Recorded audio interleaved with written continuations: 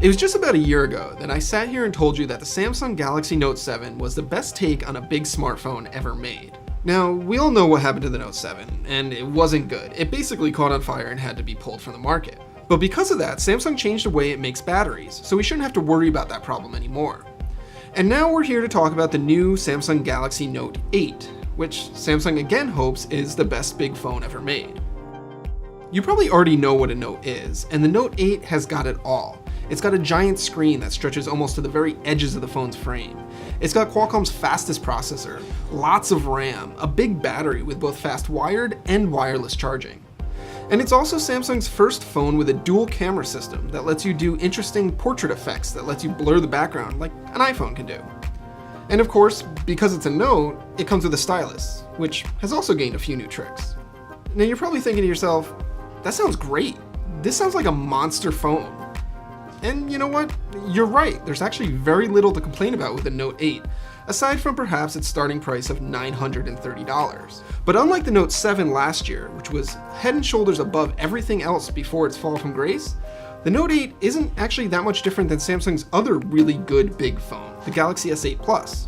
Still, there's a couple of reasons why you might want to pony up a couple extra $100 for a Note 8 instead of a Galaxy S8 Plus, so let's dive in. This is Samsung's biggest premium phone, and it comes with a massive 6.3-inch display. Just like the S8 and the S8 Plus, it's what Samsung calls an infinity display, so the screen stretches almost to the very edges of the phone's frame with just a little bit of bezel above and below. The screen is everything you expect from a Samsung. It's bright and punchy and great to look at, and the sheer size of it just sucks you in when you're watching a video. The Note 8's build quality is also just what you'd expect from a high-end Samsung phone. It's metal and glass with a premium fit and finish just like the S8. And also just like the S8, it's IP68 water resistant, so you can get it wet without having to worry about it. Now the Note 8 does have a slightly different shape. It's more square than the rounded off corners of the S8 or S8 Plus, which makes it easier to use the S Pen with. But it also makes the Note 8 feel a lot bigger than the S8 Plus, even though the two are almost the same size. Just like all the Note phones before it, the Note 8 makes no apologies for being a big phone. And if you want to compare it to the iPhone 7 Plus, it's a little bit taller, a little bit narrower, but has a way bigger screen. The Note 8's big size also makes it even harder to hit the fingerprint scanner on the back of the phone, which is still super clumsy to use. Now, I've been using an S8 Plus for a couple of months, and I've gotten used to the fingerprint scanner's placement, but you can basically get used to anything. It would be a lot easier for everyone if Samsung would just put the scanner below the camera like every other phone does. And of course, there's a dedicated button to launch Samsung's Bixby voice assistant. And of course, it can't be reprogrammed to do something more useful because Samsung has committed itself to blocking all of the apps that come out to do so. Now inside, the Note 8 has Qualcomm's Snapdragon 835 processor and 6GB of RAM. This is the same processor it's found in the S8, but with 2GB more RAM. In all honesty, I haven't seen a noticeable performance difference between the two. Both are fast and smooth, and really performance isn't an issue here. Likewise, the Note 8's 3300 mAh battery is big enough to last most people through a full day without having to recharge. In practical terms, it gets me about the same battery life as I experienced with the S8 Plus, despite its slightly smaller capacity. You've probably picked up on a theme here. There's not a whole lot different between the Note 8 and the S8 Plus. So let's talk about those two things that are different. The first is the Note's signature feature, the S Pen stylus. The Note 8 is basically the only phone on the market that you can buy that comes with a stylus, and it lets you take notes, mark up screenshots, doodle, or just navigate the software with a finer point than your finger. And Note diehards love this thing, and according to Samsung, the stylus is the main reason that Note buyers stick with the phone. The Galaxy Note 8 has gained a couple of new features. It's got a finer point and a little bit more pressure sensitivity than the stylus that shipped with the Note 5 2 years ago. Samsung has also improved the note-taking software, and you can now take longer notes on the phone's screen without even unlocking it, which is pretty cool. But my favorite new feature is Live Messages, which lets you draw pictures or write messages and convert them to animated GIFs, which you can send to people or post to social networks.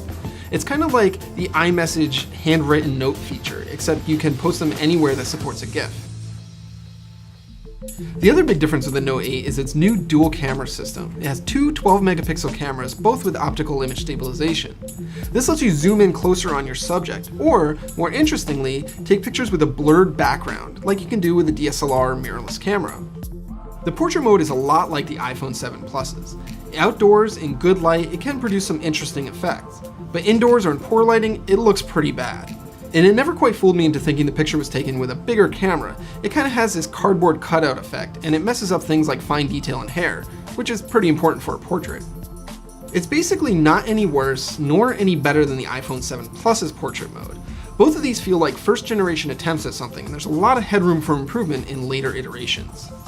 The one thing that Samsung is doing differently is allowing you to adjust the blur before or after you take the picture. So if the blur effect is too strong, you can roll it back a little bit.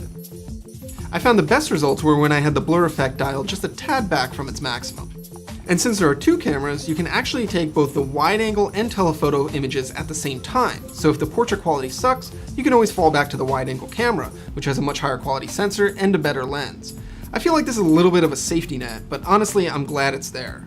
Otherwise, the wide angle camera is exactly the same as the one you get on the S8. It's fast focusing, has a wide aperture, and takes really lovely photos. It's one of the best cameras you can get on a phone this year. There was once a point in time where if you wanted a big phone, the Note was the obvious king of the hill. It had the biggest screen and the best specs, and it didn't really matter if its price was a little bit higher than other phones.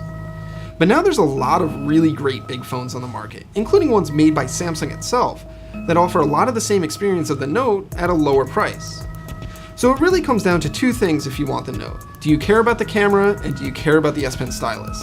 Since I feel like the camera could still use work to truly be great, it basically comes down to this little piece of plastic and how much value you get out of it. If you're an S Pen diehard, go for it. You're gonna love the Note 8.